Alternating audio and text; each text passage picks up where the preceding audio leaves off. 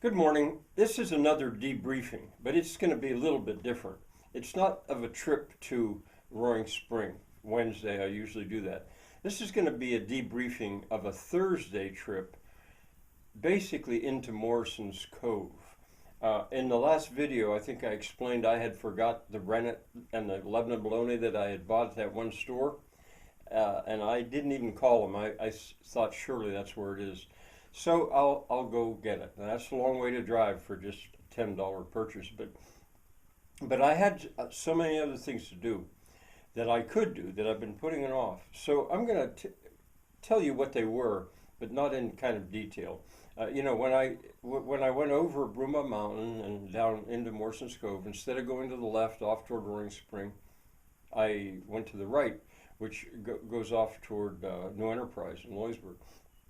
And I thought, well, I'll start with that. I'll go into New Enterprise and see if I can find the third of those little stores that the woman in Giant Eagle had told me about. I couldn't find it. She said it was tiny. I simply couldn't find it. I drove around New Enterprise a little bit, and finally I ended up taking a road out of New Enterprise that I'd never been on before. And I said, well, I've got time. Why don't I see what it looks like down in this even further southern part of the southern cove? And cornfields and cornfields, like a monoculture of cornfields, but over hilly ground. Finally came to another road that I think I had been on. Took a left, passed up a chance to go on a loop called Texas Corner. I'll save that for another time. I don't think I've ever been on that little bit of a loop. But then it finally brought me to the road that then led north again to Loisburg. A really tiny, these are tiny places. And there I studying stuff all the time, looking for evidence of a mill. I saw where the Cove Lions meets, and I went. I drove through Loisburg, and I think I continued driving because I wanted to go out through the Loisburg Gap, which is one of the only three places that surface water runs out of Morrison's Cove. It's the southernmost. I hadn't been out through that gap in, maybe 20 years, but quite a few times as a boy with my grandfather. So I drove through the gap, interesting, came to a little restaurant that now closed on the far side of the gap, and it used to be called Jack's Corner or something like that. And then I drove back into the cove. And now when I got to Loisburg, I stopped at the mill. And I thought, there's no one around here. I'm not going to bother anybody. It's right in the center. But so I parked there at the mill, and I got out of the car, and I looked, now looking carefully at that building, and I found, I'm going to tell the details about these mills later. Let me just make it short. I saw where the water ran out of the mill. I saw how powerful the water was near it, and I thought to myself, and the shape of the building, I thought, here's a mill that could be easily reestablished as something with a water supply. And then I went on, and heading north. And the next stop was, no, it wasn't a stop. I didn't stop, but I looked more carefully to see if the big stone building called Fleury's Folly or something like that, if it could have had a water supply. And I looked and I thought, sure enough, its problem was that the road, there wasn't a bridge put in a place where his head race would have had to be. But then I took a left, went back up in the direction of New Enterprise, and I confirmed that yes, there were two water-powered mills along that. It's called Three Spring Run, I think. I had not been sure that there were two. Certainly there was one. I saw where they were. I came back down, went on. The next stop was Waterside. Now Waterside there's quite a bit known about that mill, but it's in bad shape. But I stopped, I parked, got out of the car, walked around, and looked things over very carefully, and was relieved to see that there's work being done there. Well, I could pause on all these. Got back in the car, went on up, and confirmed in my mind that there was a mill, water wheel powered mill between Brownie's mill and Waterside, down right where a barn roof is all falling in. I've been watching that barn fall down for again maybe 20 years, but there's a building right down there that it doesn't make sense really as a house where it's positioned. It doesn't look like other mills, but I think that's a mill. Then I went on up to Woodbury, took a left, went down and looked at the mill, and apparently it does have a new owner, because there were signs, no trespassing, and posted a little bit different, but there hadn't been changes made here. I'd heard that it had been bought. Headed back up, parked, because I still in Woodbury, because there was a brick building that had been a bakery, but now was a Cove Copies or something like that. Everything's Cove over there after Morrison's Cove. Cove Copying or something. I wanted to go in and see what kind of copying they do, because I began to get the idea that Mervyn, my Dutch teacher, and I together can put together a sort of a primer for learning, for use in Pennsylvania Dutch, and we could even have it locally printed. And we clearly can do that. And again, I better not get into this too much, but Pennsylvania Dutch does not appear to me to have a written language, and I could provide that with my spelling system. All right, so confirmed that. Went on up. Went to the place where I get my lumber. I wasn't prepared to buy any lumber. That's called Zimmerman Sawmill, and I saw it was active. I went in the store and to ask if Claire was there, but I think he'd gone home. It was getting later in the day. It was hot anyway. And I asked the girl there, I said, "Do you speak Dutch?" And she said, "Oh yes, we all do."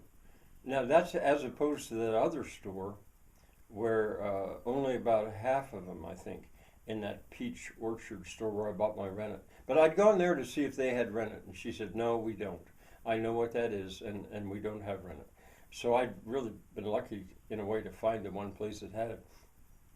So I get back and head on up.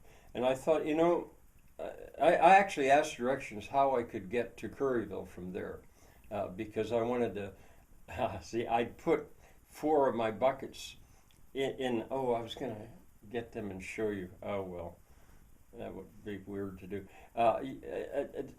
Because I told Irvin Zimmerman that the next time I was by, I'd bring a bucket and show him. So I managed to find where he lived, again, from a different direction. And pulled in there, and I didn't see anybody around, and at first nobody came, and I thought, well, but then out of the house came Mervyn,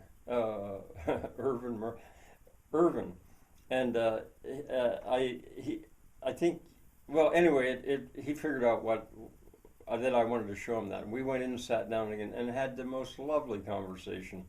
He looked at what I was doing, and he says, "I know just what you're doing. I understand it." I would do it in stainless steel with what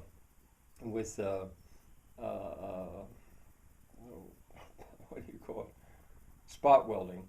I do it quickly in stainless steel with spot welding. I tried to explain to him why I didn't want to do that and stuff. But anyway, we went beyond that, talking about where I could get heavier aluminum, stuff like that. Lovely conversation, jolly fella. At one point, I was explaining about clasp arm spokes, and I put my hands like this, and I said, "Here, put your right hand on my, do the same thing," and there we were, and I said, "Well, that's where the axle would be. That's called clasp arm."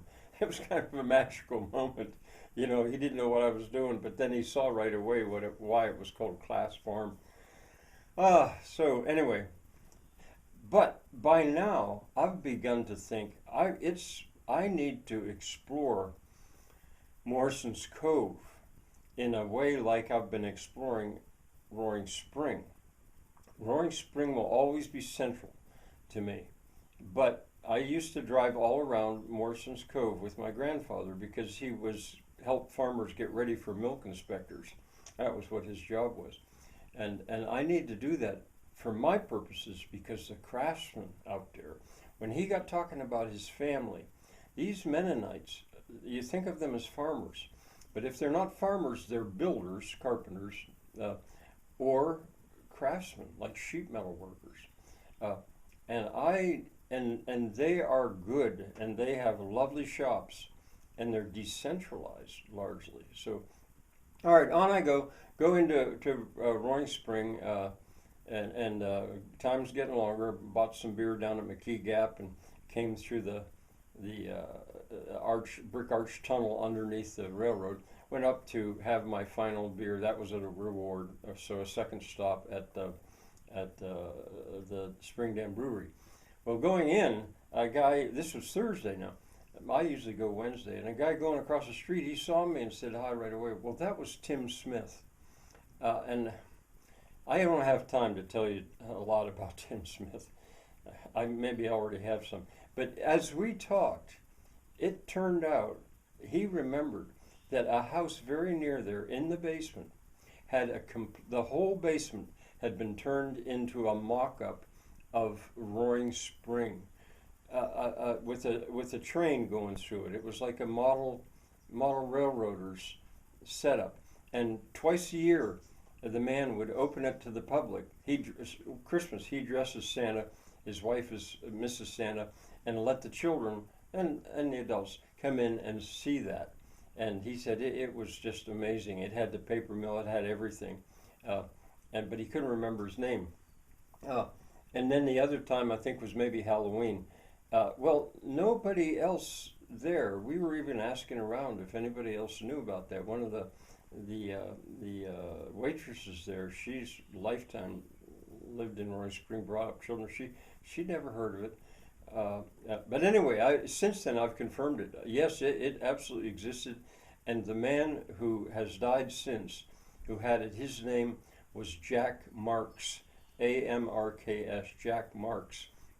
I posted on my Facebook group page, the Once and Future Roaring Spring, and I got a response, and the woman knew the name, and Jack is gonna, or Tim is gonna find out whether it still exists, because I got pretty excited to hear that existed ever, and if it would still exist, what a treasure that could be.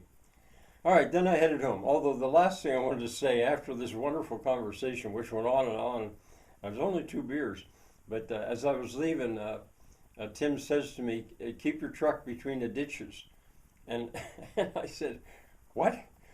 And he said, "Oh, it's just a way of saying be careful on your drive home." I wonder if he thought I'd maybe had too much, because I got pretty excited to find out about this. All right, that quick debriefing is over. Bye for now.